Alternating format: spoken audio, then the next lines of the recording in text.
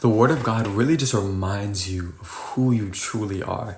Because when you go through this life of all of its busyness, you find yourself out of the alignment of God's will. And as you get into His presence, as you get into His Word, it realigns you. And the Lord led me to Romans chapter 6. And I read verse 14, and it was just so powerful. And it felt like chains was being broken. It says, instead, you live under the freedom of God's grace. Sometimes we can feel bound by life's obligations. Like for me, sometimes I feel bound by basketball and having to train and lift weights and eat better. I feel bound by schooling, having to study in advance and really prepare for my exams. I can sometimes feel bound by rules and regulations when it comes to my relationship with Jesus.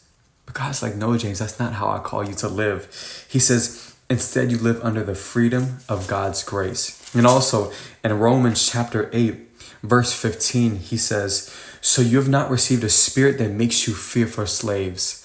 I don't have to be afraid of my sinfulness. I don't have to be a slave to my thoughts anymore. I don't have to be a slave to the world.